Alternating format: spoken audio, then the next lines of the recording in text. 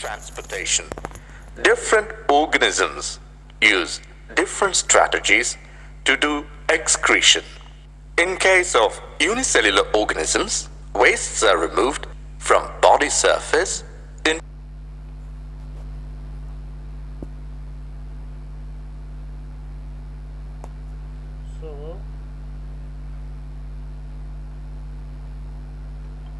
to the surrounding water by the process called diffusion. But in case of multicellular organisms, specialized organs are evolved to perform excretion. Now, Excretion in human beings. The chief organ that is involved in excretion is kidneys. The excretory system of human beings consists of 1. A pair of kidneys, right kidney and left kidney. 2.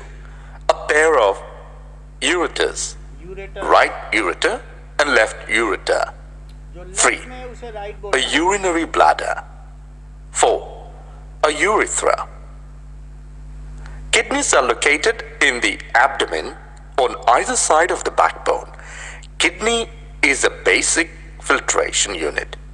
It consists of very thin-walled blood capillaries. Each capillary cluster is associated These are with medulla. cup-shaped end of a tube that collects filtered urine. Each kidney has large number of filtration units called nephrons packed close together. The waste products are nitrogenous wastes that are collected from the blood in the form of urine. The produced urine passes through ureters into urinary bladder.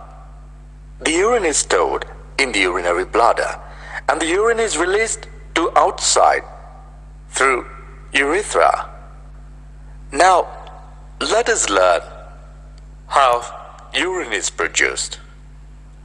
The process of urine formation takes place in 3 steps. 1. Filtration. 2. Reabsorption. 3. Secretion. Now, Filtration. filtration The देखिए। nitrogenous wastes, such as urea, uric acid, तो are यहाँ removed. पर आप देख रहे हैं, here you are seeing that the dirty blood, though it is oxygenated but it is having nitrogenous waste, it comes into Bowman's capsule. ये Bowman capsule में इसका फिल्ट्रेशन होगा। तो पहले फिल्टर होगा, जैसे चाय फिल्टर होती है तो वैसे इसमें से बहुत सारी चीज़ें फिल्टर आउट हो जाएंगी। सिर्फ आरबीसी, बड़े बड़े प्रोटीन मॉलिक्यूल वो रह जाएंगे, आरबीसी, डब्ल्यूबीसी, प्रोटीन, और बाकी सब फिल्टर हो जाएगा।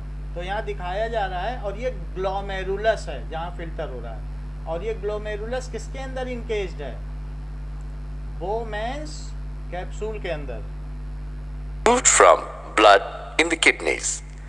The process of urine formation takes place in nephron. Reabsorption. Some substances like glucose, amino acids, salts, and major water, which are filtered along with nitrogenous waste, are reabsorbed.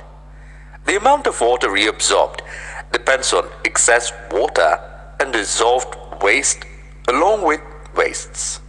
जो absorb Secretion. होता है वो urine है। Reabsorbed components of wastes are secreted into the blood when the urine flows through the tubular part of nephron in the kidney.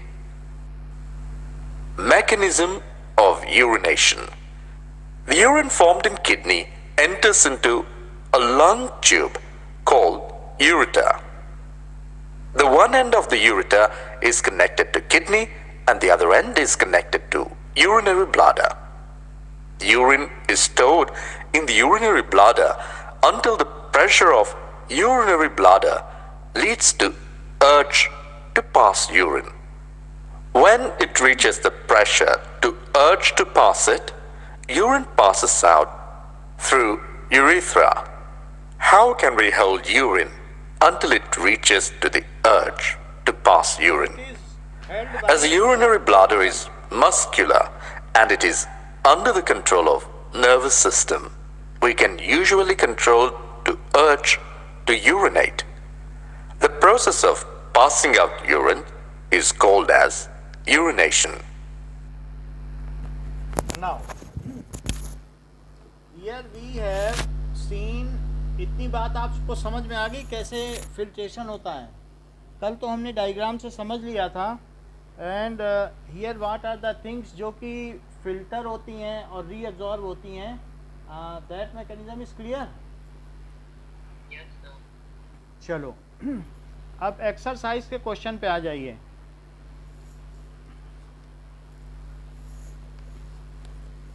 Now there is one more topic that is left is artificial kidney. In case if somebody kidney fails, तो ऐसे case में क्या होगा?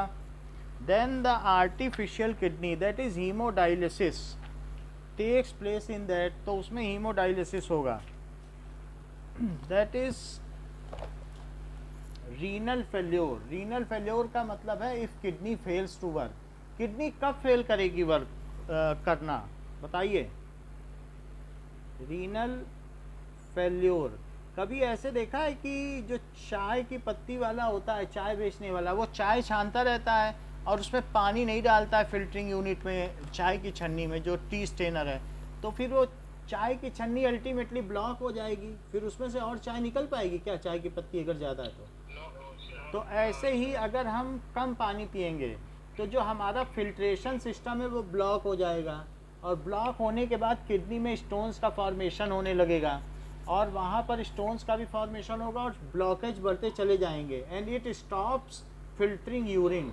सो it leads to formation of pus. White pus होगी, वहाँ जमा होती जाएगी और अल्टीमेटली किडनी ख़राब हो जाएगी.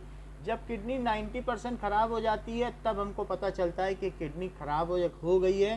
तब हमारी बॉडी में स्वेलिंग आने लगती है और फिर 10% ही बच पाती है. जब दोनों किडनी 90% ख़राब हो जाती तब जाकर पता चलता है. पहले से पता भी नहीं चल पाता है. इसलिए वो लास्ट स्टेज ही होती है जब बॉडी में से प्रोटीन लीकेज होना स्टार्ट हो जाए, यानी रीअब्जॉर्प्शन भी बंद हो जाता है. तो इन दैट केस बॉडी में फिर काम करने की क्षमता, बॉडी स्वेलिंग होगी साल्ट की वजह से. साल्ट भी वो जो है थ्रोन आउट नहीं हो पाएंगे. तो ऐसे में हमारी बॉडी में पोटेशियम की मात्रा बहुत बढ़ जाती है. So and it leads to kidney failure. अगर प्रॉपर हमने साफ़ सफाई नहीं रखी, वाटर नहीं पिया है और साथ ही साथ में हमने केमिकल जो है बिना डॉक्टर्स एडवाइस के लिए, बिना प्रिस्क्रिप्शन के दवाएं ली हैं, सेल्फ मेडिकेशन किया है, तो भी किडनी फेल्योर हो जाएगी. हमने अगर प्रिजर्व फूड ज़्यादा खाया है या जंक फूड ज़्यादा खाया है तो भी it all leads to kidney failure. सबसे पहले किडनी ही ख़राब होती है. तो इट इज़ कॉमन डिसीज़. आजकल के दिनों में ये कॉमन है. Now an infection in the kidney, an infection in kidney, injury in kidney,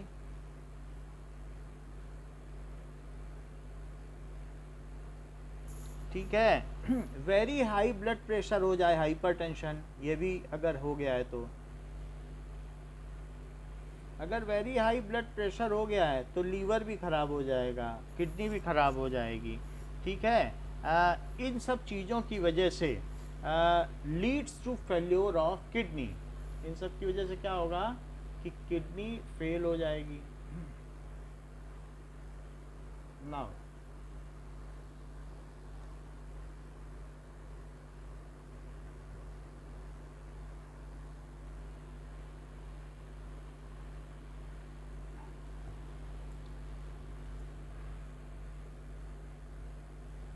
so that is leads to failure. failure का मतलब क्या होता है? Non functioning of kidney. फिर किडनी फिल्टर का काम नहीं करती.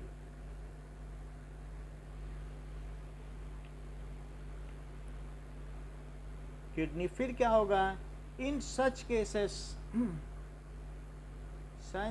such case the toxic materials remain inside our body.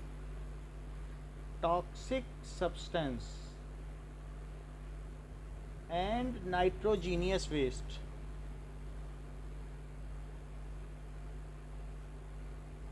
Waste remains inside our body. यही नहीं, हमारी बॉडी में पोटेशियम भी ज़्यादा हो जाता है. आप जानते हो केले में पोटेशियम होता है. जब किडनी का फेलियर हो जाता है तो पोटेशियम नहीं निकाल पाएगी. तो केला हो गया या राइस है, उसे धो के उबाल के स्टीम्ड राइस खाया जाता है. सारी सब्जियों को उबले पानी से धोया जाता है कि उसका पोटेशियम चला जाए. फिर किसी तरीके से ये देखा जाता है जिसकी किडनी ख़राब हो जाती है कि उसे पोटेशियम ना मिले. तो इस तरीके से हमारी जब किडनी ख़राब हो जाती है तो हमारी बॉडी में यूरिया जमा हो जाएगा और साथ ही साथ में पोटेशियम भी जमा हो जाएगा. तो इट इज़ नाउ ऐसे केस में क्या करना पड़ेगा? Complete failure of kidney allows the urea and other waste products that is build up in blood. Due to this urea and other waste products में CO2 भी है, तो वो भी ये क्या हो जाता है? Get accumulated within blood. So due to this urea and other waste product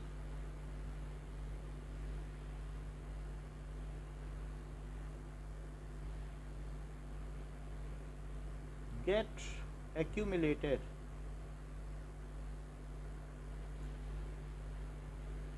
in blood. So ऐसा हो जाता है. अब हमें क्या करना चाहिए? Now the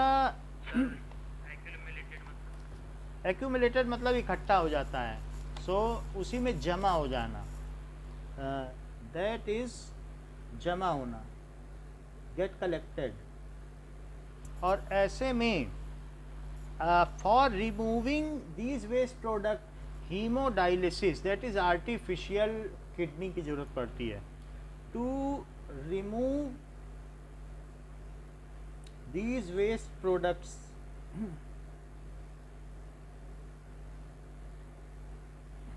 hemodialysis is needed. Hemo or dialysis is needed. Hemodialysis क्या चीज़ है कि it is a kind of artificial dialyzer. It is a artificial kidney, an artificial kidney also called dialyzer. क्या आपको कभी ऐसा लगा है कि कहीं पर आप यूरिनेट करने गए हो रेलवे स्टेशन के आसपास और उसने कहा हो कि यूरिन पास करने का 700 रुपये दो? ऐसा हुआ है कभी कि नहीं हुआ है? 700 रुपये मांग. इतना महंगा तो नहीं लिया ना. लेकिन जब भी आप इससे कहोगे कि मुझे यूरिन पास करवा दो, ये डायलाइज़र है, तो ये 700 रुपये लेगा. तो एक बार डायलिसिस करने का, वास्तव में जो यूरिन काम कर रहा था, यूरिन पास हो रहा था, वही काम तो अब इससे लेना है, क्योंकि किडनी तो ख़राब हो गई. ठीक है, अगर यूरिन पास भी हो रहा है तो वो फिल्टर नहीं कर पा रहा है. पास तो हो जाएगा, किसी न किसी तरह से पास हो जाएगा, तकलीफ होगी तो पास हो जाएगा, बट वो फिल्टरिंग सिस्टम उसका पूरा जाम हो गया है. तो ऐसे केस में ये जो आर्टिफिशियल मशीन किनारे दिख रही है इसके, और इसके हाथ में से जो ब्लड लिया गया है, क्या वो डायरेक्ट आर्टरी से लिया गया है जिससे कि बड़े प्रेशर के साथ इसके अंदर जाए? बताओ. तो प्रेशर के साथ ब्लड जाता है इस मशीन में और फिर उसके बाद इसमें से हो करके वापस फिल्टर होके आ जाता है और फिर वो वेन में रूट कर दिया जाता है. तो ये एक हीमो डायलाइज़र है, या इसे कह सकते हैं आर्टिफिशियल किडनी. जो मशीन है इसका नाम है आर्टिफिशियल किडनी और इस प्रोसेस को कहते हैं हीमोडायलिसिस. नाउ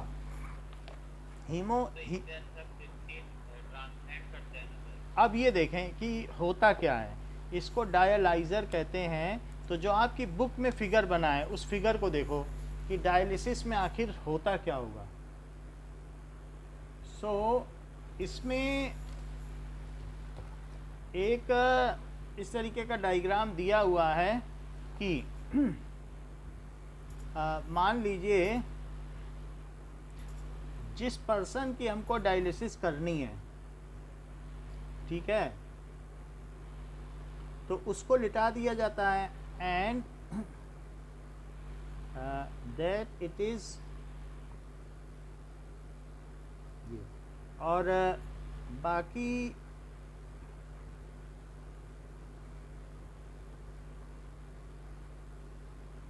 अब देखो,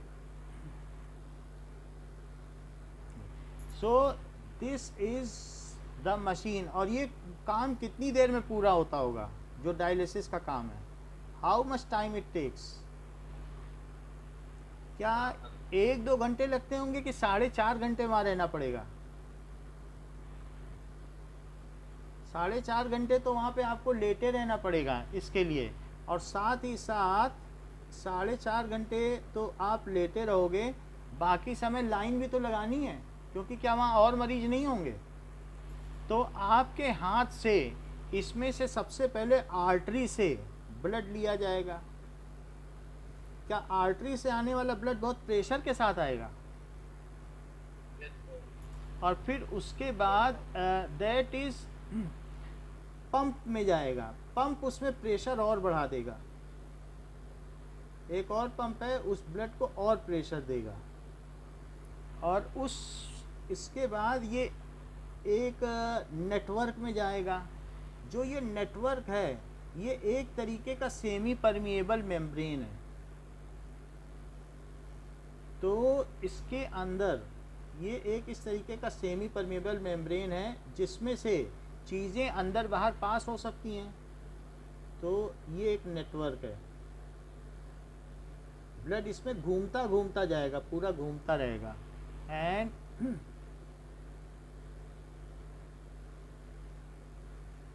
इसमें इस तरीके का नेटवर्क है, रोटेट करेगा, और जो भी उसे एक्सचेंज करना पड़ेगा, it is a long route, और जब इसमें से वो जाएगा, और इसमें एक वैसा ही सलूशन भरा गया है जैसा एक फ्रेश डायलाइजिंग सलूशन है, यानी कि अब आप देखो इसमें एक सलूशन इंजेक्ट किया जा रहा है अंडर प्रेशर,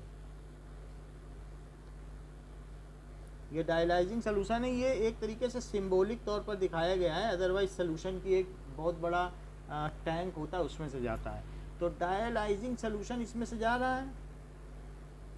अच्छा, इसमें सिर्फ क्या क्या है डायलाइजिंग सलूशन में? इसमें सिर्फ बस वैसा ही लिक्विड है जैसा हमारे सेल के बाहर होता है, तो इसमें कुछ न्यूट्रिएंट्स नहीं है, इसमें इंट्रावीनस फ्लूइड है, आईवी आप जानते हो, जो आईवी चढ़ाई जाती है, किसी को आईवी चढ़ती है, ग्लूकोज चढ़ता है, मालूम है? वीनस फ्लूइड वो क्या चीज़ होती है जो ग्लूकोज चढ़ता है? क्या उसमें जो है 9 ग्राम सॉल्ट इन 1 लीटर वाटर होता है? क्या सिर्फ यही है? 9 ग्राम नमक को 1 ग्राम पानी में डाल दो तो आईवी बन जाता है क्या? और वही 100 रुपए का बिकता है। बोलो, इसका जैसा प्रेशर रहता है, ये आइसोटोनिक है with blood cells, blood cell का जैसा अंदर का प्रेशर बिल्कुल उसके बाहर यही है। आइसोटोनिक का मतलब समझते हो? When there is no net movement of water. बोलो, सेल के अंदर जितनी पानी की कंसंट्रेशन हो, अगर उतनी ही बाहर रख दो तो सेल से पानी बाहर निकलेगा कि अंदर जाएगा? बोलो, तो ये एक आइसोटोनिक सोल्यूशन है, बस यही डाला जाता है और इसमें कुछ नहीं है। सो आइसोटोनिक सोल्यूशन डाल दिया तो ये इसके अंदर जा रहा है, तो ये पूरे में ये जो भी चीज़ डाली गई है आइसोटोनिक सोल्यूशन, ये फ्रेश डायलाइजिंग सोल्यूशन है। ये बिल्कुल वैसा ही है जैसे समझ लो प्लाज्मा टाइप। प्लाज्मा क्या है? ये तो आईवी है, तो ये इन सभी में डाल दिया गया है, ये पूरे में भरा हुआ है। अब जो इसमें ब्लड आ रहा है वो क्या काम करेगा? और ये जो भी ट्यूब्यूल्स आपको दिख रही हैं, क्या ये सेमी परमिएबल हैं? क्या इनमें से फिल्ट्रेशन हो जाएगा? जो ग्लूकोज हैं, फैटी एसिड्स है, सॉल्ट्स हैं, उन सब का फिल्ट्रेशन हो जाएगा क्या? बताइए। और ये ये वाला ये कनेक्टेड नहीं है, पंप की जाएगी, इसमें से पंप होगा तब इसमें जाएगा। ये तो एक सिंबॉलिक रिप्रेजेंटेशन है कि बस ऐसे जा रहा है, जाने का ऐसा मतलब नहीं है कि ऐसे ही बस दिखा दिया तो चढ़ जाएगा, इसको चढ़ाना पड़ता है, इसके लिए मशीन होगी। और ये कहाँ से ब्लड आ रहा है, क्या आपकी आर्टरी से आ रहा है? और आर्टरी के बाद इसमें एक एडिशनल पंप है कि और प्रेशर दे सके, जिससे कि हार्ट पे ज़्यादा जोर ना पड़े, तो इसमें जाएगा ये। सो ये इसमें से बार बार इधर उधर रूटेड होता रहेगा।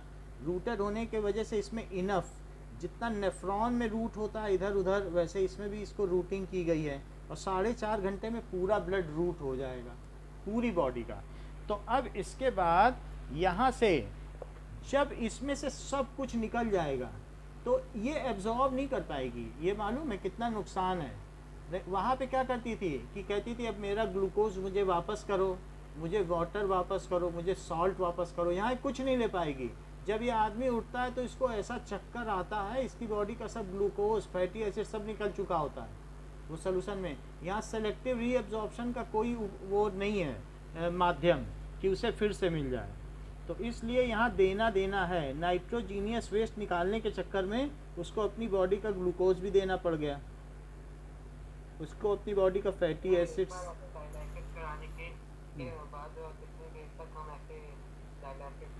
देखो मान लो अगर डायलिसिस करा दी तो फिर 3 दिन बाद आप कराओ, 3 दिन तक कचड़ा रखो अपने शरीर में, तो वो आपके जब लगे कि चक्कर आने लगा है तो घर वालों को बता दो अब चक्कर आ रहा है मुझे ले चलो। तो वास्तव में वो 3 दिन का कचड़ा घर है। तो ऐसे रोज़ रोज़ जाओगे तो ना इतना पैसा है, घर वाले बिक जाएंगे। और सबसे अच्छा तो क्या है कि सबसे अच्छा क्या है कि किडनी ट्रांसप्लांट करा दी जाए। तो किडनी ट्रांसप्लांट होना सबसे अच्छा है, बट किडनी ट्रांसप्लांट में तो बहुत पैसे लग जाएंगे, कौन किडनी देगा? और कोई नियर एंड डियर दे तो ठीक है, नहीं तो गवर्नमेंट ने भी कानून बना रखे हैं कि बाहर वाले से किडनी आप ले नहीं सकते हो। That it should be of your किथ एंड किन, सब कोई आपके घर का ही होना चाहिए। तो ये यूज्ड डायलाइजिंग सोल्यूशन है। तो इस तरीके से एक फ्रेश डायलाइजिंग सोल्यूशन है, एक यूज्ड डायलाइजिंग सोल्यूशन है।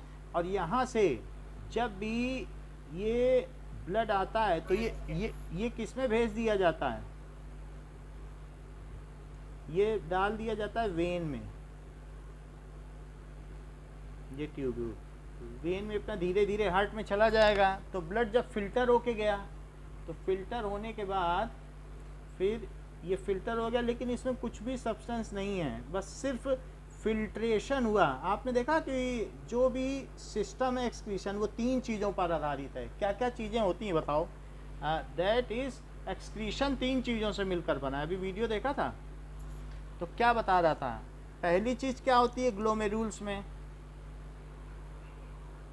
क्या फिल्ट्रेशन होता है? और दूसरा क्या होता है? क्या रीएब्जॉर्प्शन, रीएब्जॉर्प्शन। और तीसरा क्या होता है? सेक्रीशन, मतलब सेक्रीशन जैसे निष्कासन। ठीक है, तो एक तरीके से यहाँ पर तो उसका फिल्ट्रेशन हो रहा है, फिर पुनर्अवशोषण हो रहा है, और इसका फिर क्या हो रहा है? निष्कासन। सेक्रीशन का मतलब है कि थ्रोइंग आउट।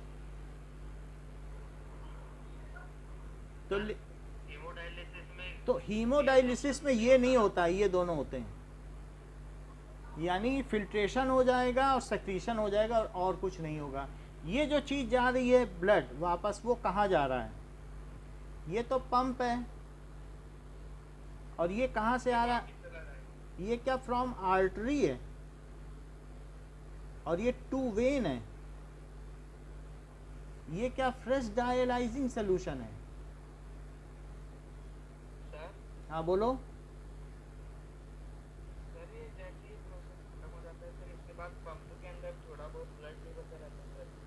पंप में रहता होगा, जो भी हो।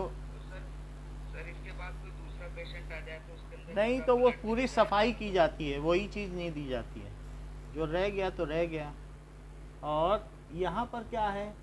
दिस इज, तो ये यूज्ड डायलाइजिंग सोल्यूशन है।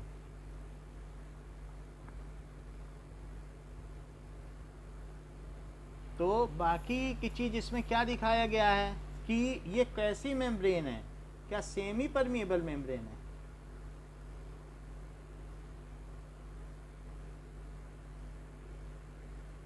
और इस पूरे सिस्टम को क्या कहेंगे, डायलाइजर। तो ये डायलाइजर है। नाउ आर्टिफिशियल किडनी कंटेन्स, तो आर्टिफिशियल किडनी में क्या होता है,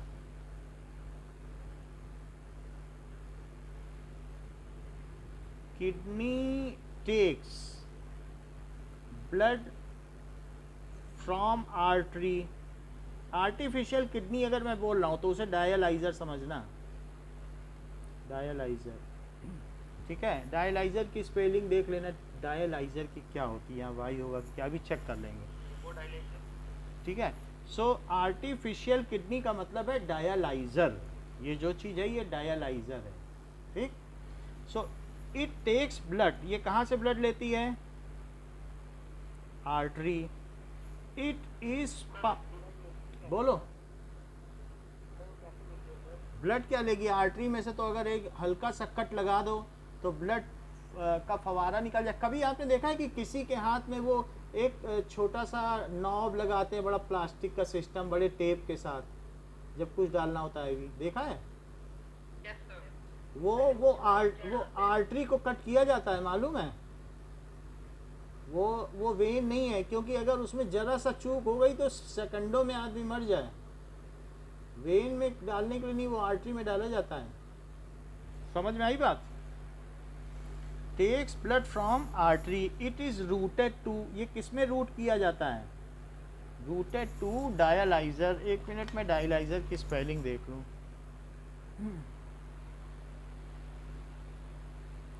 डायलाइजर, डाया LY है, डायलाइजर और Z भी है। So dialyzer. नाउ अब देखो, now it is routed to,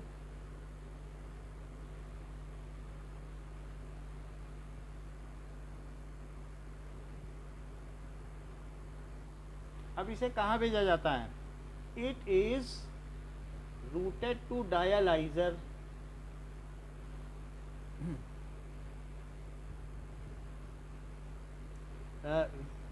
which has network of tubules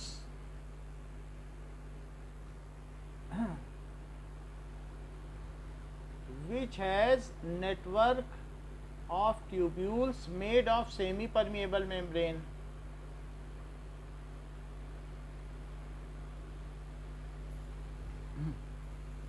Made of semi-permeable membrane, ठीक है। एंड इन दिस सिस्टम, इस सिस्टम में क्या होता है, in dialyser there is fresh dialysing solution is routed throughout. In dialyser fresh dialysing solution is continuously rooted.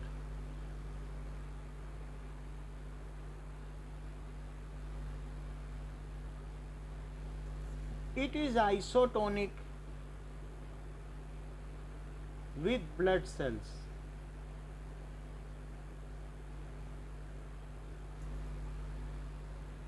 So all nutrients,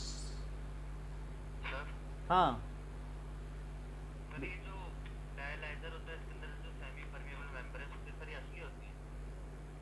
अब ये किसी की भी हो सकती है, पिग्स ब्लैडर की भी हो सकती है, या पार्चमेंट पेपर की भी हो सकती है। जो पिग्स का ब्लैडर है ना, पिग के पेट की थैली या उसकी यूरिनरी ब्लैडर, वो इतनी मजबूत होती है कि वो 100 किलो तक का वजन भी सह सकती है, वो बड़े प्रेशर की होती है। तो पिग्स ब्लैडर एक बहुत अच्छी सेमी परमिएबल मेम्ब्रेन मानी जाती है, ठीक है, या किसी भी जानवर की कोई भी, हम लोगों के जितने ऑर्गन के ऊपर एपिथेलियल टिश्यू है जिनसे उनकी पैकिंग की गई वो सब सेमी परमेबल है। हमारी बॉडी में अगर कोई भी अंदर की मजबूत मेम्ब्रेन मिल जाए आपको तो वो सेमी परमेबल ही है। तो सबसे अच्छा है कि ये पिग्स ब्लैडर की बनाई जाती है। All nutrients, nitrogenous waste, salt, ठीक है, वाटर, टॉक्सिक सब्सटेंस और dissolved CO2 is filtered out from blood. filtered out from blood, इसमें से सिर्फ क्या नहीं फिल्टर होता? प्रोटीन नहीं फिल्टर होता। filtered out from blood ये चीज़ें ब्लड से निकल जाती हैं, ठीक है। There is no selective reabsorption. Selective reabsorption takes place in dialyzer.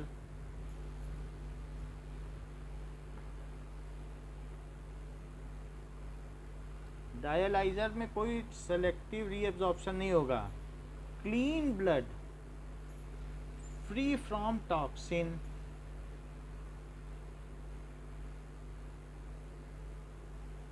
And nutrient से भी फ्री है, न्यूट्रिएंट्स भी निकल गए। Is routed to body through vein, routed to body through vein, so it is 4.5 hour process. The used dialyzing solution is continuously, it is drained away from dialyzer. Dialyzing solution is continuously drained away from dialyzer. तो इस तरीके से ये haemodialysis है। समझ में आ गई बात आपको कि कैसे होती होगी? क्या कोई हमें बताएगा कि किडनी कितना ब्लड फिल्टर कर देती है पर डे? 900 लीटर। एक मिनट देख के बताओ थोड़ा, कहीं से कुछ सही बिल्कुल एग्जैक्ट इन्फॉर्मेशन हमें चाहिए जिससे कि हम इसमें लिख सकें। सर 180 लीटर लिखा है। 180 लीटर लिखा है। So our kidney filter 180 litre blood per day. और हमारा हार्ट कितना ब्लड पंप कर लेता है ये भी एक चीज़ देख के बता दो। आवर सर वो 900। चेक करके बताओ। फिल्टर्स 180 लीटर, ये तो सही है, blood per day. Our heart pumps कितना लीटर है किसी के पास एक्स्ट्रा फ़ोन हो तो बता दो हमको, नहीं तो बाद में इसको लिखाएंगे। हमारा नेट नहीं है, होगा तो बता देना हमको, ठीक है। चलो 6000 to 7000 लीटर। हाँ यही है, 6000 to 7000। ये अच्छा बताया आपने, मैं भूल गया था। 6000 to 7000 कितना ज़्यादा है ये।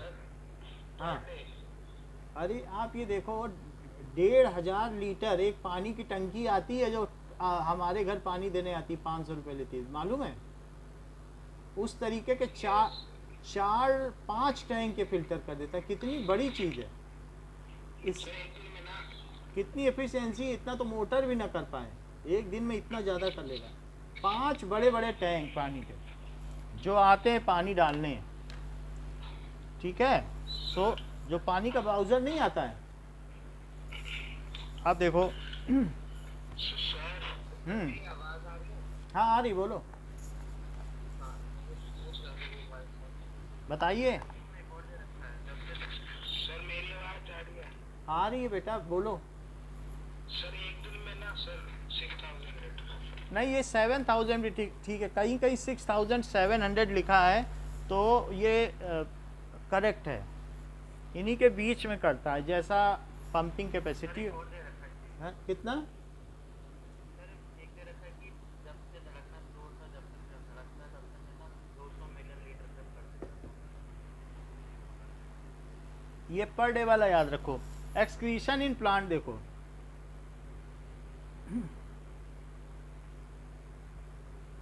प्लांट्स में कैसे एक्सक्रीशन होता होगा, तो plants use completely different strategy. So oxygen is the waste product generated during photosynthesis. Waste product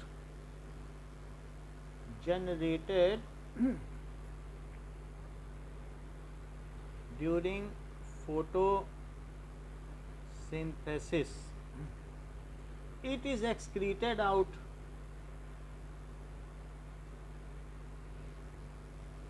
through stomatal pore,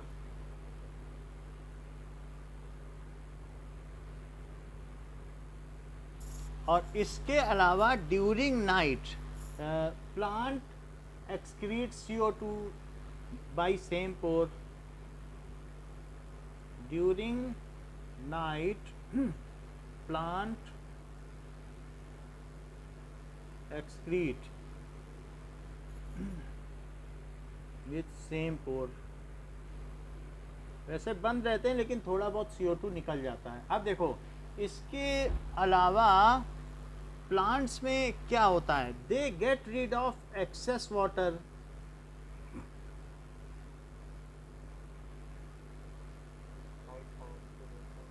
by transpiration, book की लैंग्वेज है transpiration.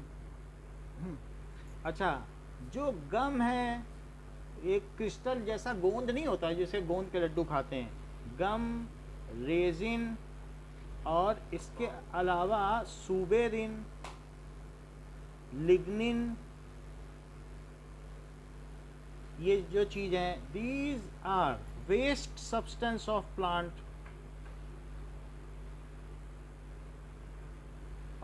Plant, which is oozed out. हाँ, जो ऊपर की लकड़ी होती है सर, ऊजेज आउट, ठीक है, फ्रॉम स्टेम, ये उसमें से स्टेम से निकलते हैं, ठीक है, उसमें से निकल जाते हैं। और लीव्स भी तो होगा, क्या चीज? लीव्स। लीव से भी होता है। तो ऊजेज आउट फ्रॉम स्टेम, और ये absorb by sclerenchyma of bark, और absorbed by bark, which eventually chips out, वो धीरे धीरे क्या निकल जाती है, इवेंचुअली यानी अंततो गत्वा, चिप्स आउट, धीरे धीरे बाहर निकल आती है। Now by wilting of leaves, wilting of leaves पतझड़, falling of fruits, falling of fruits, also excretion in plants takes place.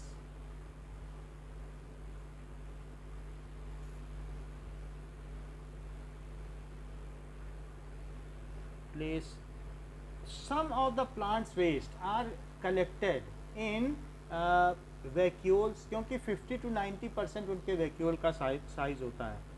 Some of the plant wastes are collected in vacuoles. Now describe the structure and functioning of nephron in text question, ये हम लोग कर चुके हैं।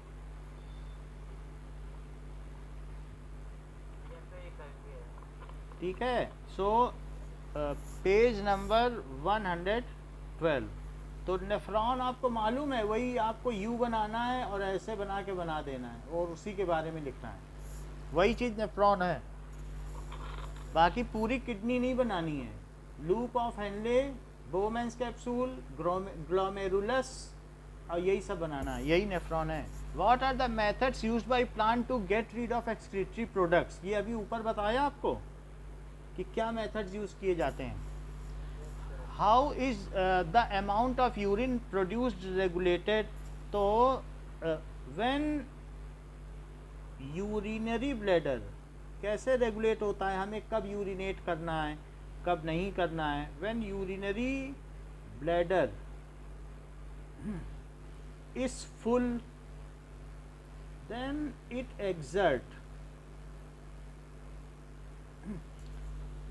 exerts pressure on walls of it. This message is sent to brain by nervous system, send to brain bye nervous system. हमेशा ये जो brain है, तो हमारी जो ब्रेन है इसके पास जब कोई मैसेज जाता है तो वो सेंसरी न्यूरॉन लेके जाते हैं, और ब्रेन जब एग्जीक्यूट करता है किसी मैटर को, हमारी मसल्स को कि तुम काम करो, हाथ हटा लो, तो वो मोटर न्यूरॉन्स है, बोलेगा हाथ सिकोड़ लो वहाँ गर्म है, तो ये चीज़ मोटर न्यूरॉन करेंगे। तो उसके पास सूचना किसके द्वारा पहुंचती है, किस न्यूरॉन के द्वारा। दो तरीके के न्यूरॉन हैं, एक कौन से होते हैं बताओ, सेंसरी न्यूरॉन, वो उसको सिग्नल देते हैं कि ठीक है ब्लैडर फुल हो गई है। अब वो जो मैसेज देगा स्फिंक्टर मसल को, वो किसके द्वारा देगा, बोलो, क्या वो मोटर न्यूरॉन के द्वारा देगा। सो सेंसरी न्यूरॉन उसको सिग्नल भेजेंगे, और जब वो एग्जीक्यूट कराना होगा, कमांड देगा, तो ब्रेन किसको कमांड देगा, ठीक है। सो मोटर न्यूरॉन के द्वारा कमांड देगा। यही जो चीज़ मैंने आपको बताई है कि किसके द्वारा कमांड देगा, ये आपकी बुक में पेज नंबर किस पे मिल जाएगी, you can see it 117। So send to brain by nervous system, send to brain by nervous system, brain sends command, ठीक है, for urge to urinate, कि अब हमें यूरिनेट करना है। Now sphincter muscle opens up, इसके बाद क्या होगा,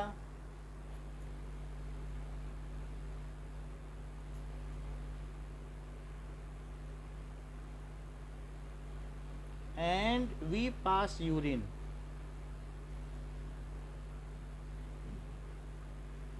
to empty the muscular bag, to empty this muscular bag.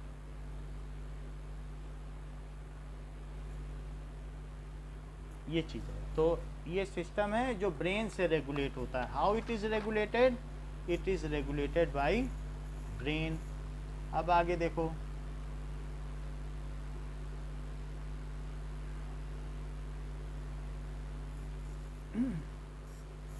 Next is exercise से क्वेश्चन पे आ जाइए। पहला क्वेश्चन क्या कह रहा है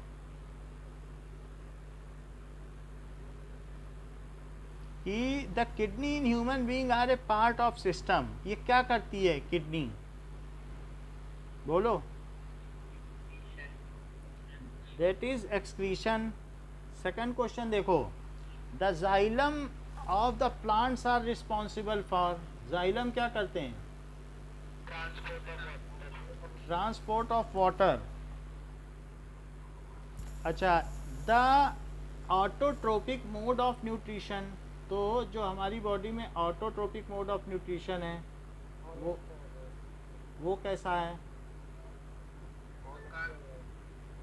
now autotrophic mode of nutrition requires, उसे क्या क्या चीज़ चाहिए, that is carbon dioxide and water चाहिए, ये चीज़ हो गई। और द क्लोरोफिल भी चाहिए, सब कुछ चाहिए, सभी चीज़ें चाहिए। Now the break down of pyruvate, ये कहाँ पर होता है?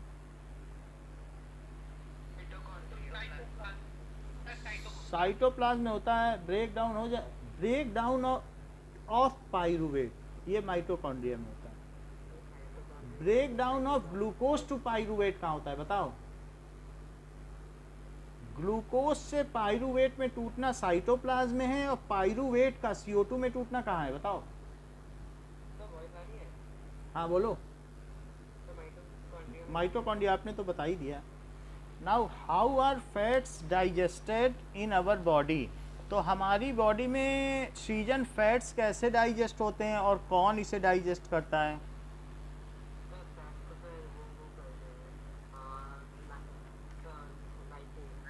लाइपेज करता है। लाइपेज को, फैट को डाइजेस्ट करने के लिए कैसा मीडियम चाहिए? और ये फैट किस में तोड़ता है?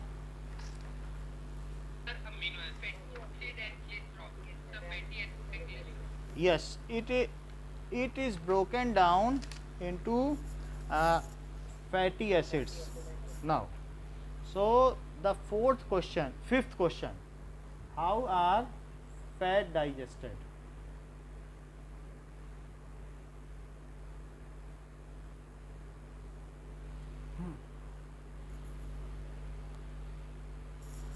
Fats are digested in a small intestine. Fats are digested in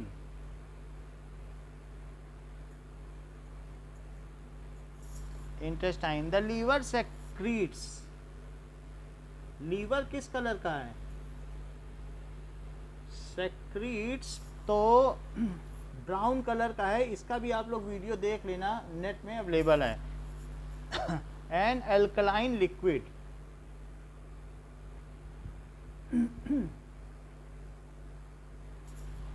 called bile, bile juice करता है, ठीक है। सो वो क्या करेगा? Which breaks down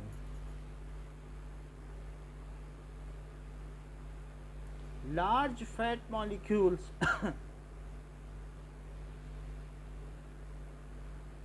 into smaller fat globules, जो स्फेरिकल होते हैं, globules which are water soluble। तो वाटर में अगर तेल मिल जाए तो क्या कहलाएगा? It is. नाउ जो भी आपका फूड है वो कैसा हो गया है? So now fat are emulsified. क्या वो पानी में घुल मिल गए हैं और पहले नहीं घुले मिले थे? बोलो। तो जो फैट्स हैं आर इमल्सिफाइड, और अगर छोटे हो गए हैं and they have large surface area for lipase to react with them. कोई चीज छोटी हो जाएगी तो क्या उसका सरफेस एरिया बढ़ जाएगा? And now their surface area is large and lipase secreted by pancreas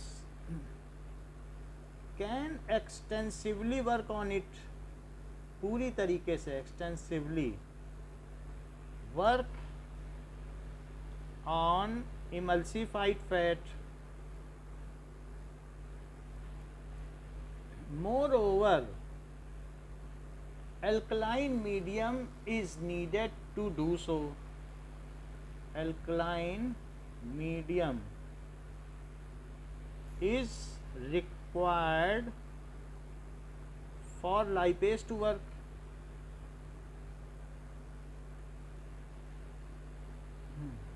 Breaking down of fat takes place at upper part of intestine called duodenum। Breaking down, वहीं पर सब चीज सेक्रीट होगी, of emulsified fat takes place at upper part of intestine called duodenum. It is broken down, इसमें टूट जाता है, into fatty acids and glycerol. Anisha, fatty acids और ग्लिसरॉल को फिर यहाँ से कौन लोग ले जाएंगे? अनीशा, श्रेयान बताओ, फैटी एसिड्स और ग्लिसरॉल को यहाँ से कौन लोग ले जाएंगे? स्मॉल इंटेस्टाइन से कौन लोग ले जाएंगे? यहाँ टूट गया, अब कौन ले जाएगा?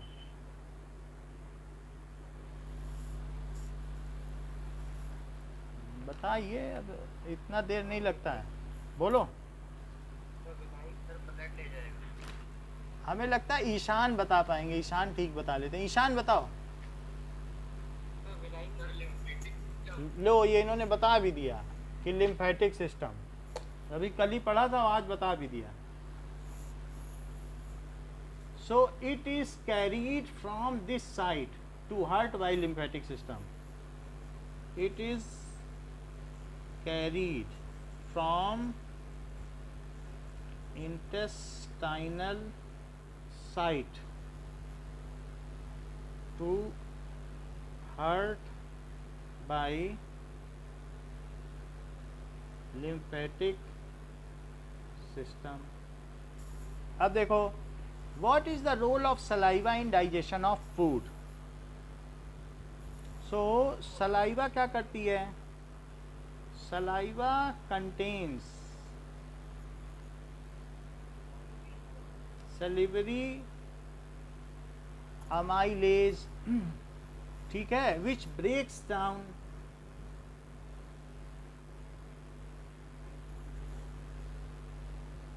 complex sugar,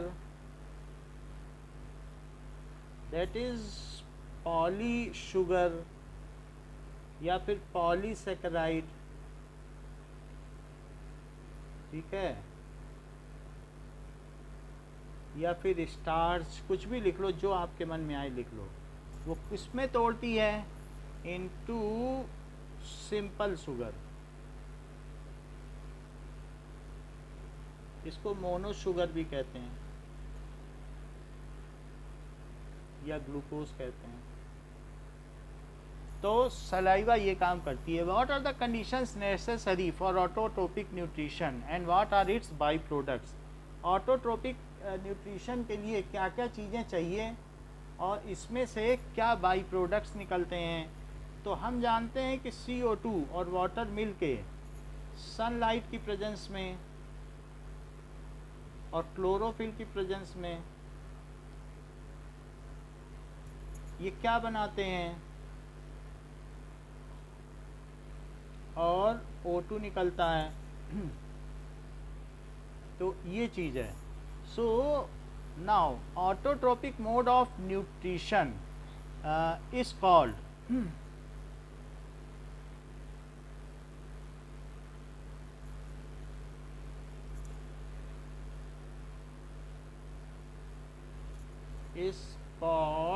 photosynthesis.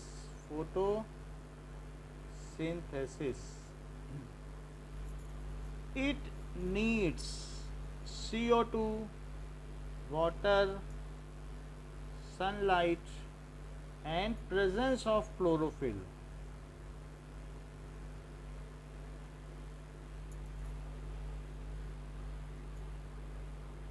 And ये सारी चीज़ें, it produces food, that is glucose, along with byproduct. इसका बाई प्रोडक्ट क्या है? Sir oxygen. O2. सो ये इसका बाई प्रोडक्ट है,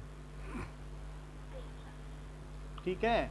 What are the differences between aerobic and anaerobic respiration? So aerobic and anaerobic respiration का डिफरेंस हमने आपको लिखवा दिया है क्या? Yes sir. तो उसमें क्या बनता है, उसमें मैंने लिखवाया भी होगा, name some organism that use aerobic mode of respiration. So 8th का बी, जो कि एनएरोबिक रेस्पिरेशन करते हैं, तो ईस्ट हो गया। और बताओ कौन कौन से हो गए? Bacteria that anaerobic bacteria, बोलो।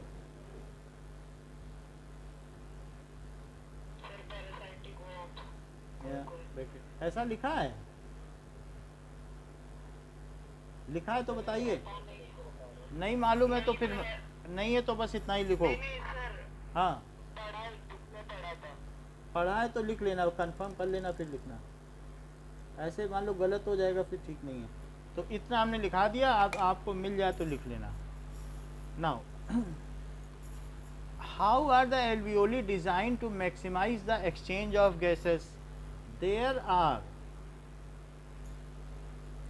millions of alveoli which are present at terminals of millions of bronchiole, वो भी तो millions में हैं, millions of ये ब्रोंकियोल्स उसके टर्मिनल्स पर प्रेजेंट हैं। It is balloon like structure,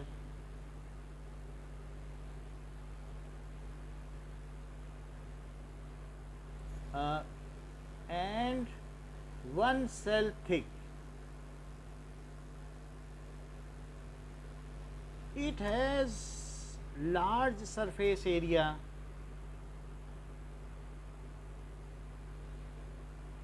and thin wall to maximize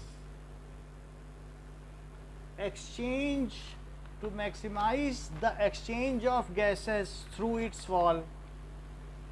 Maximize exchange of gases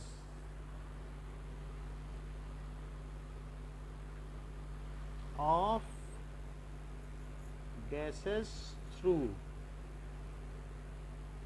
its walls. Its total area is 80 square meter.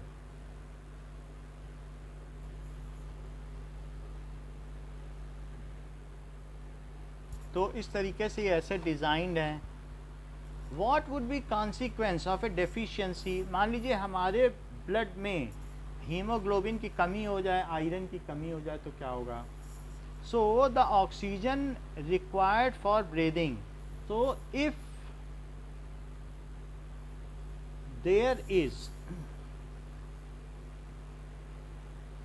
deficiency of hemoglobin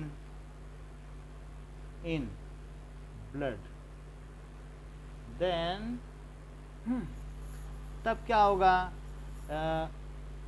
There is less oxygen absorbed by blood at pulmonary site. Pulmonary यानी lung site.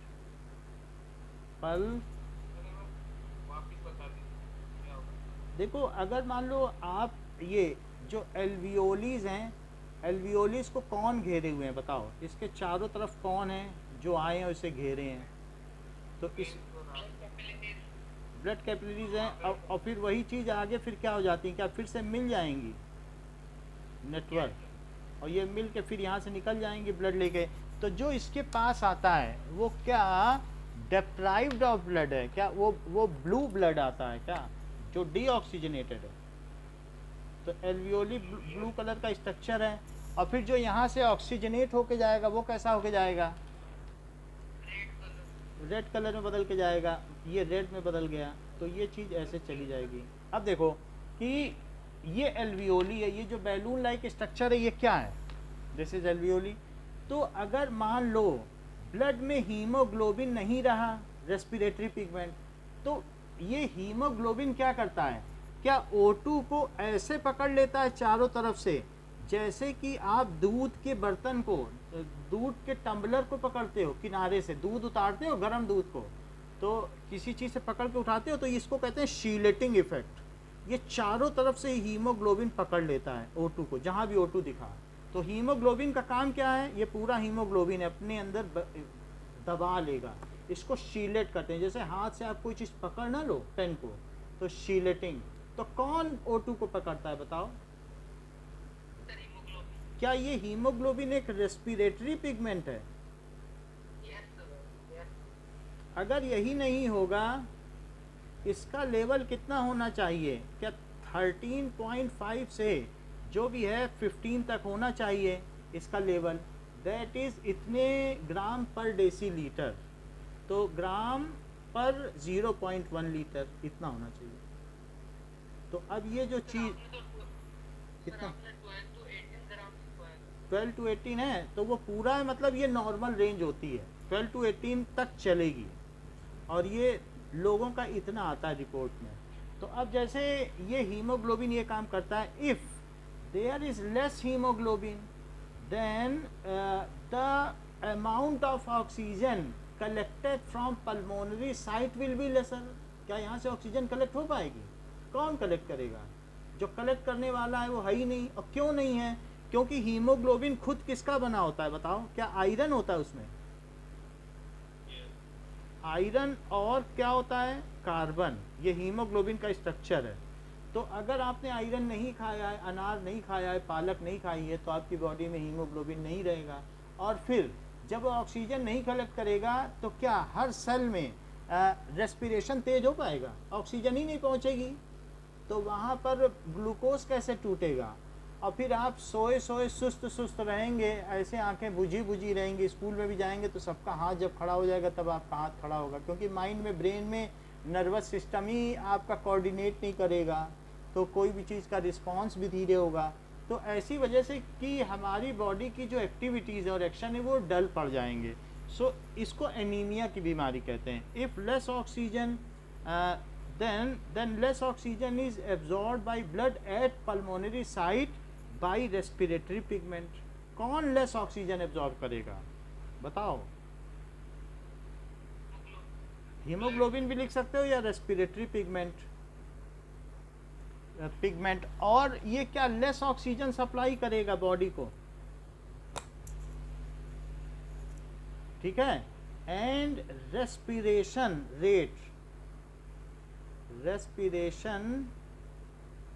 rate at body cells will be slower।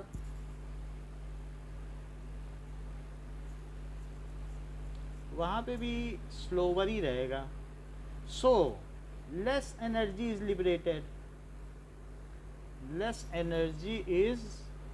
liberated and there is a compromise in pulling on life processes, and life processes will not take place properly।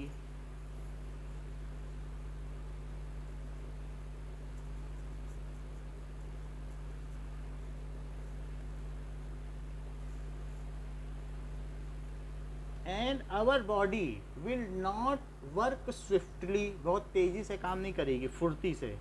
and our body will not work swiftly, it will work in a lazy manner।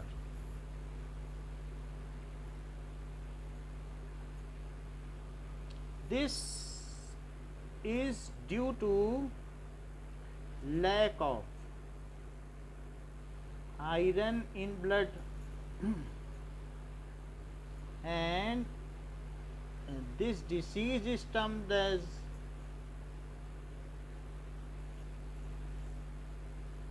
Anaemia. इसको anaemia कहते हैं, ठीक है।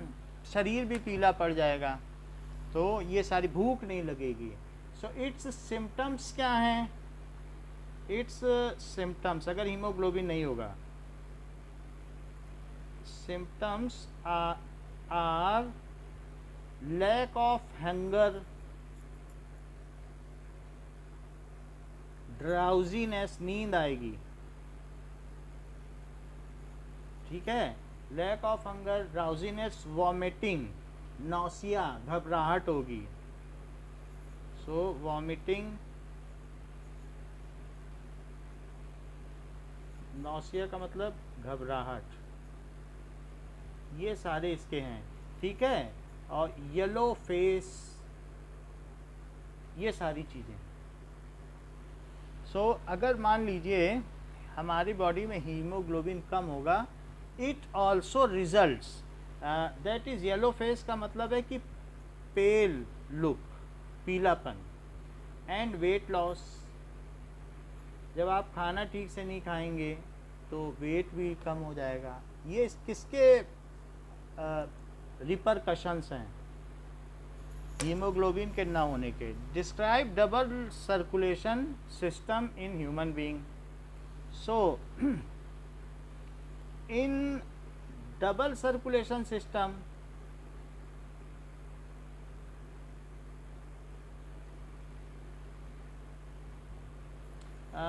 when blood circulates once through body, it circulates twice through heart. This kind of circulation system takes place in aves and mammals which have four-chambered heart. This kind of, ये किसमें किसमें होता है?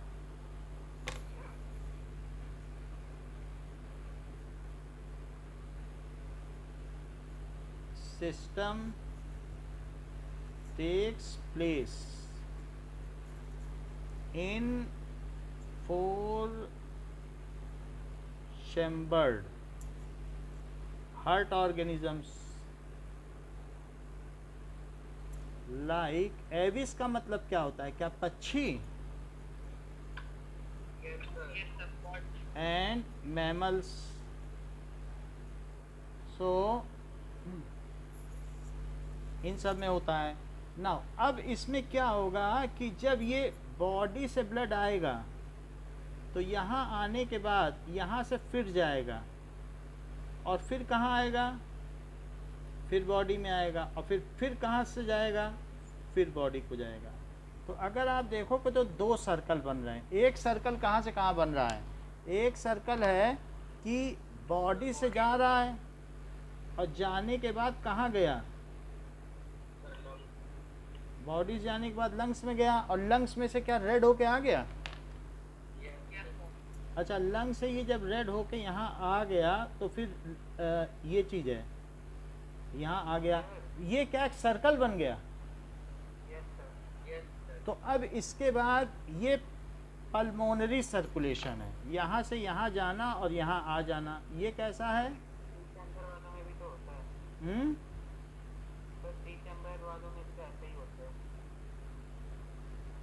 चेक कर लेते हैं कि कैसा उनका सर्कुलेशन है। Just whether crocodiles have double circulation system.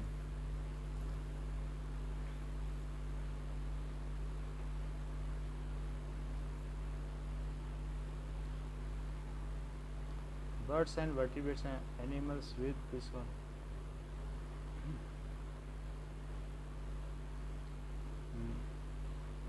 Out of the alternatives when the question alligator, lungfish, crocodile, birds and mammals have double circulation. सभी थ्री में नहीं होता है। इसमें एलिगेटर में, लंगफिश, क्रोकोडाइल, तीन ऐसे हैं जिनमें डबल सर्कुलेशन है। तो और थ्री चैम्बर्ड वाले में नहीं है। तो इसमें टाइप ऑफ जो भी है डबल सर्कुलेटरी सिस्टम किसी किसी में है और किसी किसी में नहीं है। तो उन सब में incomplete pathway of double circulation है। देखो एलिगेटर और इसके अलावा क्रोकोडाइल, इन दोनों में और है। अब देखो ये जो चीज़ें फोर चैम्बर्ड हार्ट में तो फुल है, और दूसरा क्या है? अब एक पल्मोनरी सर्कुलेशन है, दूसरा कौन सा है? क्या ये ब्लड अब पूरी बॉडी में जाएगा यहाँ से? अब पूरी बॉडी में जाने के बाद क्या फिर से ये डीऑक्सीजनेटेड होके आ जाएगा? तो ये भी एक सर्कल बना कि नहीं? Yes sir. ये एक सर्कल बन गया। तो एक सर्कल ये जो नीचे वाला है उस सर्कल को क्या कहेंगे? Systemic circulation. That is systemic circulation. और ये जो भी चीज़ है इट इज़ हार्ट, तो ये हार्ट में ये चीज़ हुई, तो हार्ट में ये बात दिखाई गई, डबल सर्कुलेशन। अब देखो क्या, अब देखिए this kind of circulation system takes place in 4 chambered heart like सेविस and mammals. Once blood reaches to, so ये कहा जा सकता है कि रूटिंग ऑफ डीऑक्सीजनेटेड ब्लड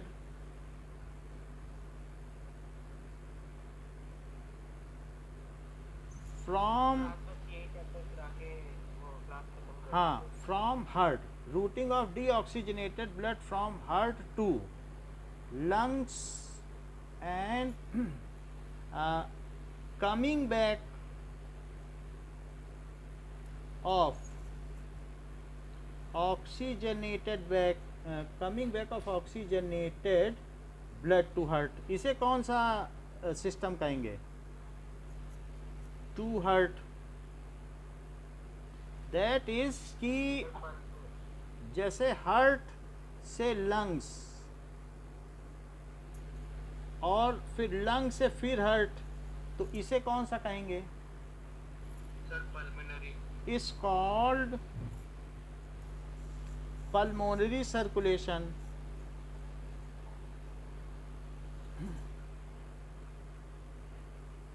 और एक दूसरी चीज है कि अगर हार्ट में जाए और फिर हार्ट से बॉडी में जाए तो क्या कहेंगे? दैट इज ठीक है, routing of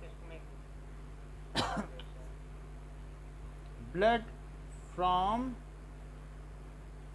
heart to body and body back to heart is called systemic circulation. Systemic circulation. जरा इस बात को देखें कि ये जो होगा ये कुछ इस तरीके से होगा। मान लीजिए ये हार्ट है, तो हार्ट में से अब इसमें ऐसे कर दो और यहाँ से दिखा दो कि ब्लड गया और बॉडी में गया, और बॉडी में जाने के बाद बॉडी से कहाँ आया? तो और हार्ट, ये ब्लड गया कहाँ से जरा देखो, क्या वेंट्रिकल से गया होगा? वेंट्रिकल से गया और फिर इसके बाद यहाँ आ गया और फिर ये इसमें गिरा, तो ये कौन सा सर्कुलेशन है? This is systemic circulation. ठीक है, नाउ अब ये चीज़ है, इसको लिख लीजिए सिस्टेमिक। और अब देखो यहाँ से कहाँ जाएगा? यहाँ से लंग्स जाएगा और लंग से क्या इसमें गिरेगा आके? तो ये कौन सा सर्कुलेशन है?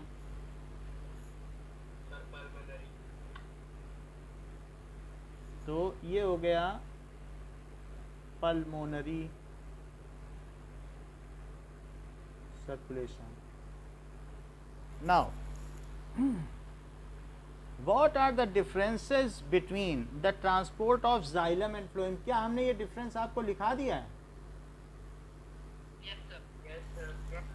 ठीक है, compare alveoli in lungs and nephron in kidney. तो दो चीज़ों का कंपैरिजन पूछा गया है कि alveoli in lungs and nephron in kidney. Now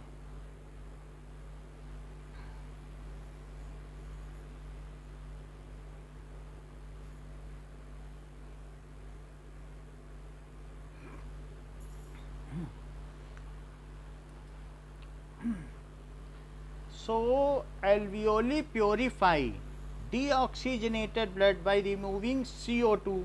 दोनों प्योरीफाई ही कर रहे हैं ब्लड को. So alveoli purify deoxygenated blood. ठीक है. And by removing CO2 and supplying oxygen. और ये कैसे प्योरीफाई करता है नेफ्रॉन? क्या ये भी प्योरीफाई करता है blood?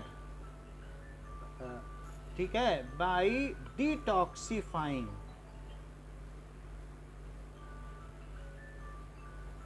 it and removing nitrogenous waste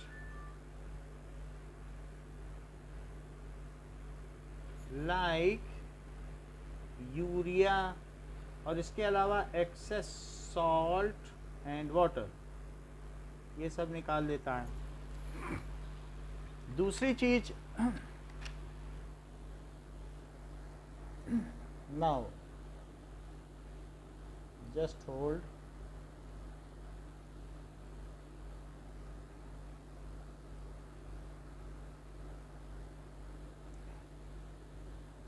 Difference between alveoli and nephron. Difference between alveoli and nephron.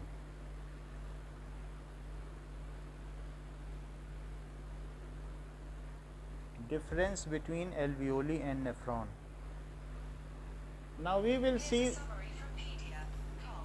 Alveoli are sac-like structures while nephrons are tubular.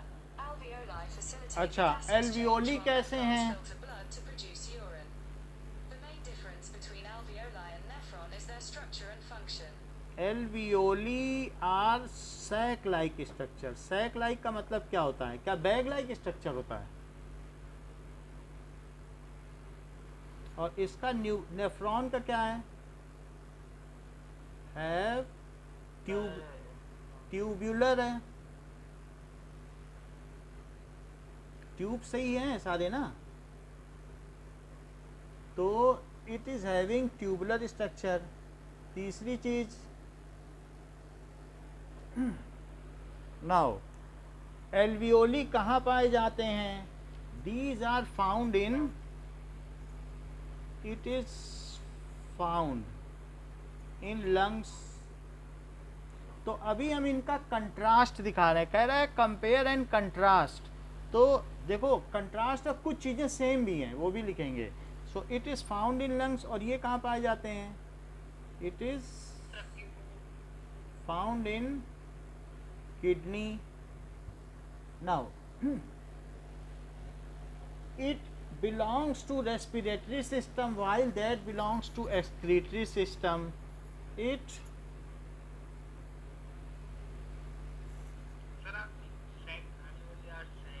Sac का मतलब थैला, और ये ट्यूब है. It belongs to respiratory system. It belongs to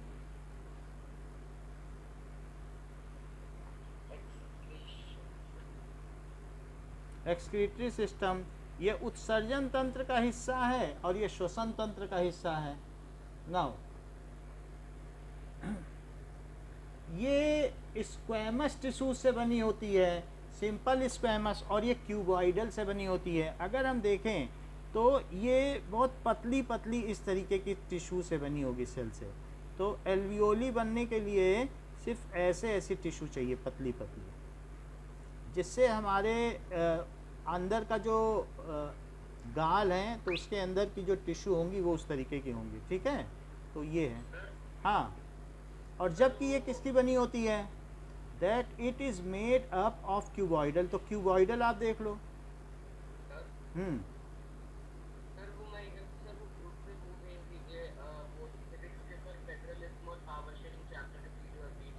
किसके?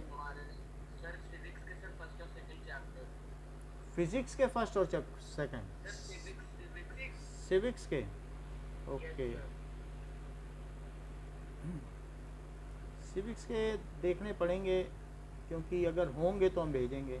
तो ये देखो, it is made up of simple squamous tissue and it is made up of ठीक है made of simple squamous epithelial tissue. Epithelial किसके काम में आती है, क्या पैकिंग के? यस सर और it is made up of जो क्यूबॉइडल है स्क्वेमस टिश्यू, सर हाँ। ये किसकी क्यूबॉइडल एपिथेलियल टिश्यू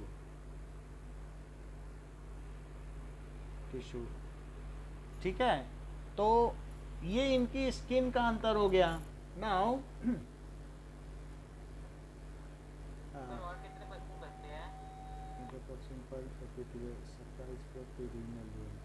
नाउ इतनी बात हो गई कि ये इनका these are the alveoli and nephron and they have elaborate, लेकिन इनकी सिमिलरिटी भी है। क्या है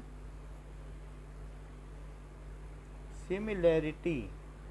both have elaborate network of blood capillaries, both have elaborate network of blood capillaries and both are millions in number, both are millions in number। तो ये तो हम लोगों ने देख लिया इनका कंपेयर एंड कंट्रास्ट क्या है। तो ये चैप्टर तो हमारा ख़त्म हो गया। नाउ अब नेक्स्ट क्लास में देखेंगे कि क्या लाइट शुरू करेंगे। बाय सर ओके बाय बेटा।